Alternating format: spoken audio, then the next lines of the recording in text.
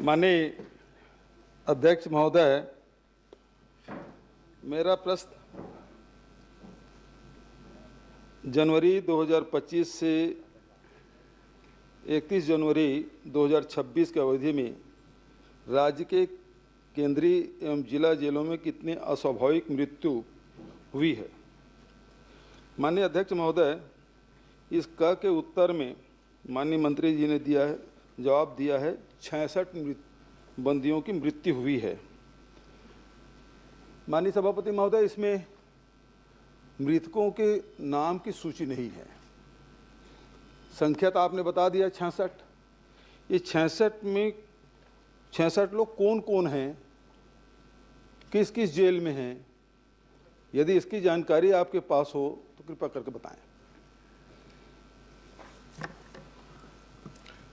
माननीय सभापति महोदय, प्रश्न ही यही था कि इस कालखंड में जनवरी 25 से 31 जनवरी 2026 की अवधि में राज्य के केंद्रीय एवं जिला जेलों में कुल कितनी अस्वाभाविक, मतलब कस्टोडियल डेथ हुआ है, अस्वाभाविक भी ना कहें उसको, कस्टोडियल डेथ हुआ है।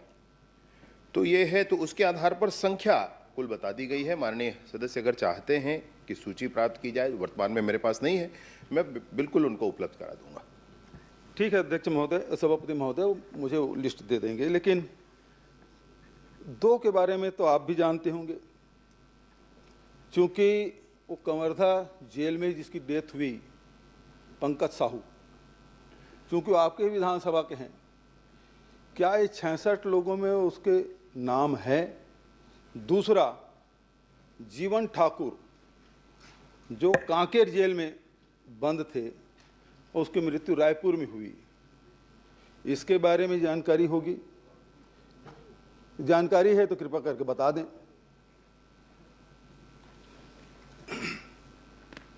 जी माननीय सभापति महोदय, इन 66 में पंकज साहू, जिनका कवर्धा वाला विषय था, इन्होंने नाम बताया, तो वो नाम नहीं है क्योंकि वो काल से बाहर के हैं, वो जनवरी से बाहर के हैं, जनवरी 25 से बाहर के हैं, उससे पहले के। दूसरा जो नाम आपने बताया श्री जीवन ठाकुर जी, स्वर्गीय जीवन ठाकुर जी का, वह नाम जरूर इस सूची में है, और इस सूची में उनका नाम है, तो उनका डिटेल भी जैसे आपने पूछा है तो संक्षिप्त में आपके सामने मैं रख देता हूँ।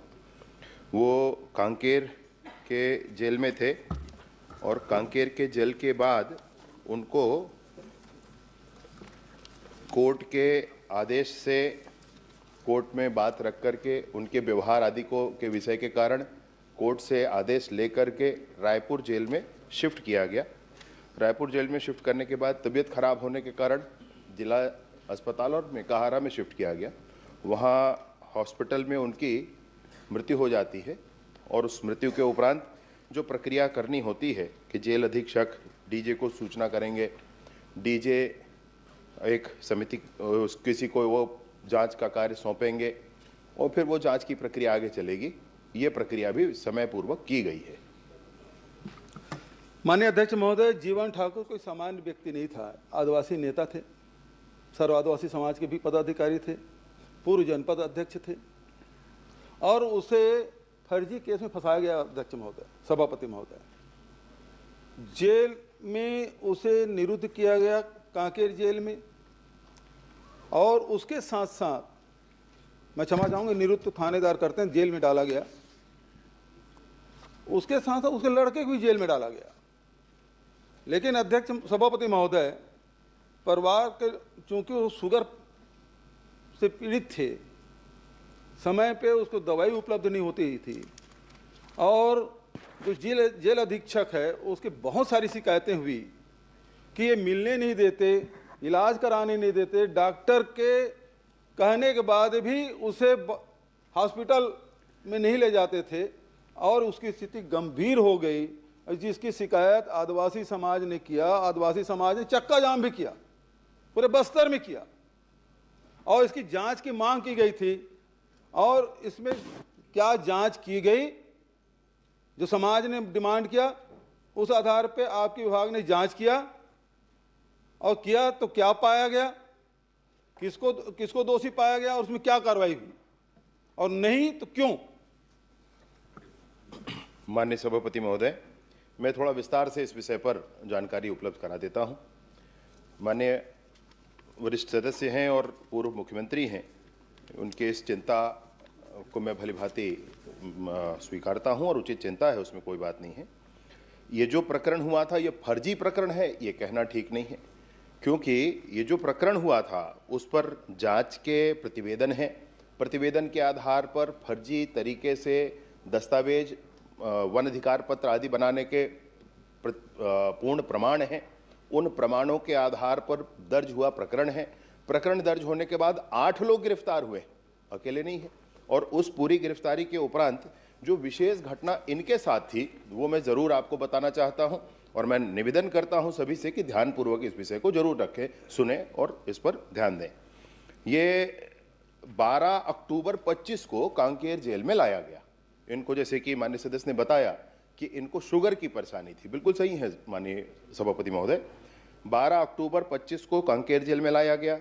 13 अक्टूबर 25 से 17 अक्टूबर 25 तक इनको इनकी तबीयत के कारण कांकेर के मेडिकल कॉलेज एवं अस्पताल कांकेर में भर्ती किया गया। जब ये वहाँ भर्ती थे तो परिवार के लोग भी आकर मिलते रहे, वो साथ भी रहे, उसमें कोई बात नहीं थी माननीय सभापति महोदय।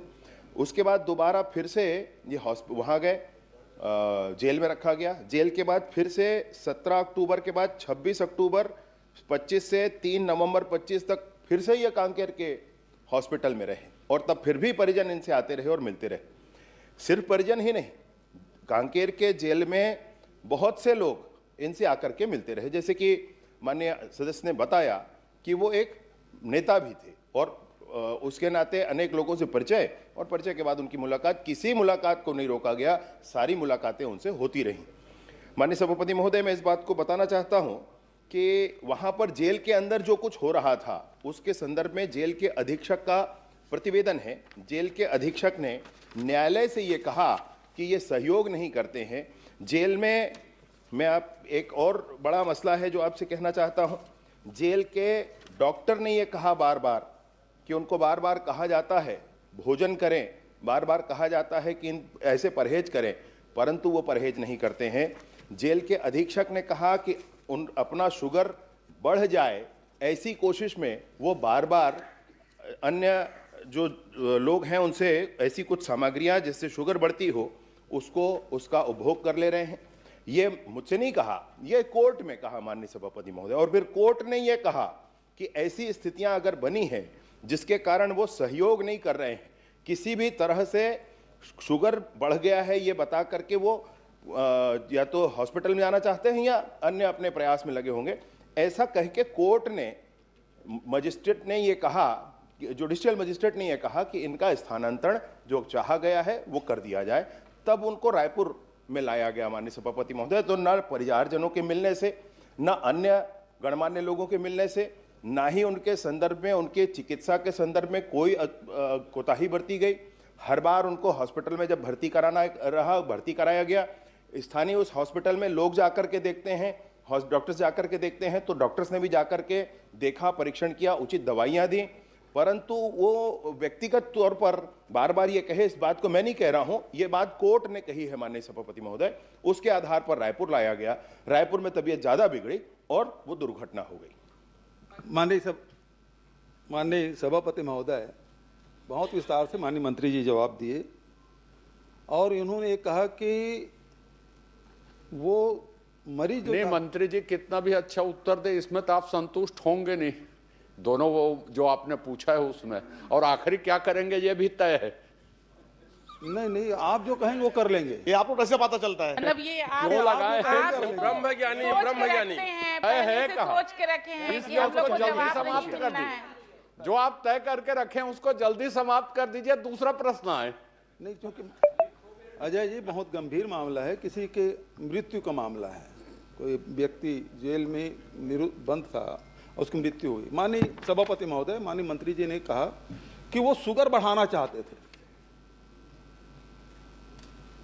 कोई ऐसा कोई मरीज मिलेगा सभापति महोदय जो अपना शुगर बढ़ जाए?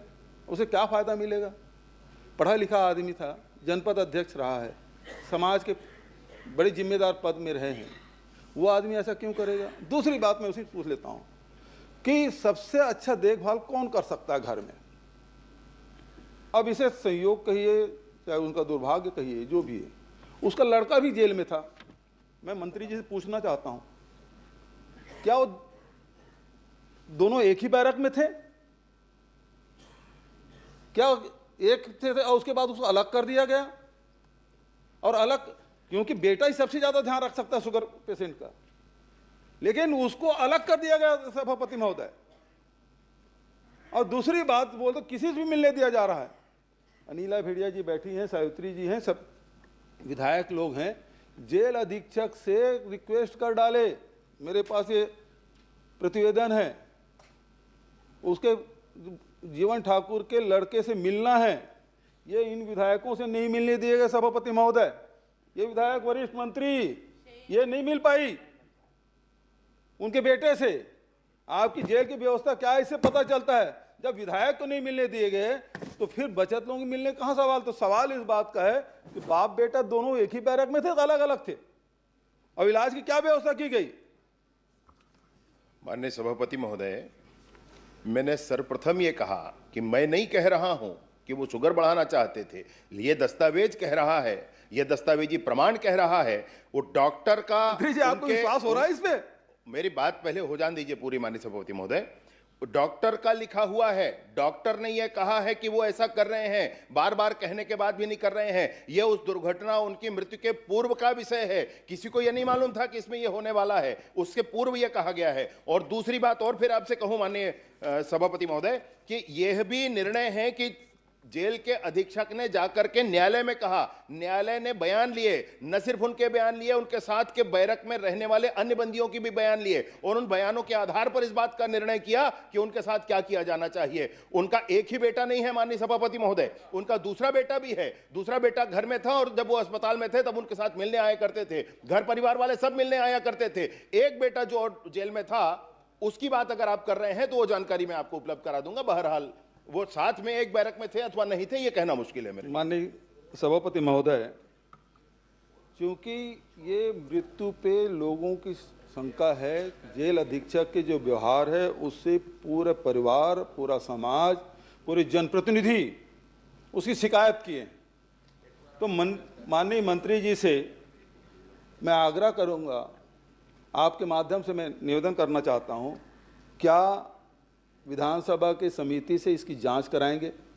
क्योंकि मामला बहुत गंभीर है, एक आदिवासी नेता की मृत्यु है, इसकी जांच की घोषणा करेंगे क्या? माननीय सभापति महोदय, बार बार नेता नेता ये विषय आ रहा है, तो चाहे कोई सामान्य व्यक्ति है तो भी उतना ही महत्व का है, कोई नेता है तो भी उतना ही महत्व का है। माननीय सभापति महोदय, कोई नेता हो गया तो उसके लिए विशेष प्रावधान के साथ विशेष कवायदें की जाएं, मैं सोचता हूं इसकी आवश्यकता नहीं।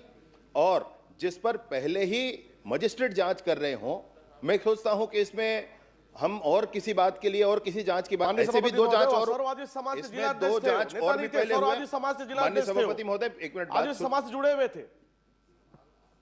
हर व्यक्ति किसी न किसी समाज से जुड़ा ही होता है माननीय सदस्य जी। कोई ऐसा व्यक्ति होगा क्या जो अपराध किया है और किसी समाज का ना हो? हर व्यक्ति किसी न किसी समाज से जुड़ा होता है। इसमें माननीय सभापति महोदय, ये जेल में जो घटनाएं होती हैं, जैसे कि 2021 में 71 लोगों का कस्टोडियल डेथ हुआ, 2022 में 90 लोगों का कस्टोडियल डेथ हुआ, 2023 में 57 लोगों का हुआ, 2024 में 67 लोगों का हुआ। चलिए, इस मामले में कभी और आप लोग पूछेंगे, क्योंकि आपने सदन में इस बात को स्वीकार किया कि पंकज साहू की मृत्यु हुई है और उसकी जानकारी आपको है, क्योंकि आपके विधानसभा के आप डेड बॉडी पहुंचाने भी गए थे मंत्री जी। तो क्या उसकी जांच हुई और उस जांच में क्या पाया गया? ये प्रश्नावधि जो है उसके पृथक का विषय है माननीय सभापति महोदय। मैं खुद भी चिंतित इस विषय पर रहता हूं, परंतु तुरंत में ही इसको कहना मुश्किल है। एक मिनट। श्रीमती भावना बोहरा। एक मिनट सर, अभी मेरा तो कहीं हुआ सर। 15 मिनट हो गया। नहीं तो मेरा का भाई, मंत्री जी लंबा उत्तर दे रहे हैं, मैं क्या नहीं 15 मिनट हो गया, समझ गया। प्रश्न काल में यदि ऐसा चलेगा तो कैसे संभव होगा? आप लास्ट, आप अंतिम प्रश्न कर लीजिए। अच्छा, बिल्कुल करता हूं।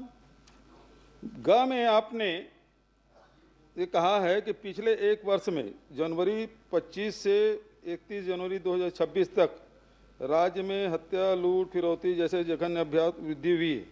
और घ में आपने कहा है कि राज्य में पिछले 12 महीने में पुलिस द्वारा पकड़े गए अंतर्राज्यीय ड्रग तस्करों की सूची। माननीय सभापति महोदय, मुझे आपने सूची दी, आपको धन्यवाद। और इसमें प्रकरण बने हैं 282 प्रकरण हैं आपके ड्रग के मामले में।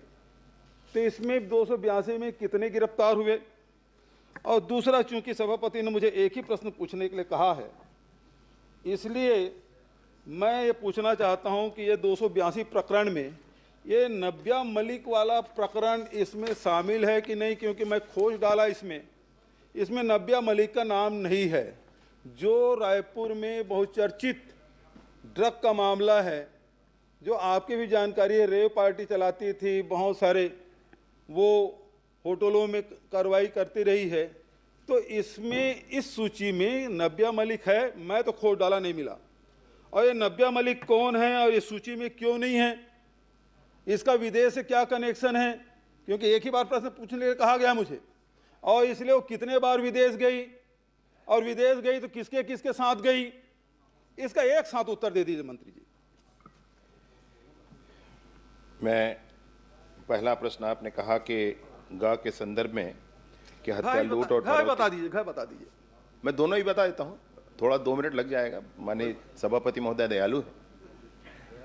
तो गा में जो आपने कहा कि हत्या, लूट और फिरौती जैसे जघन्य अपराधों में 35% की वृद्धि हुई, मैं सदन को माननीय सभापति महोदय बताना चाहता हूं, वृद्धि नहीं हुई, कमी हुई। हत्या इन 13 महीनों में विगत 13 महीनों के बदले 3% कम हुआ।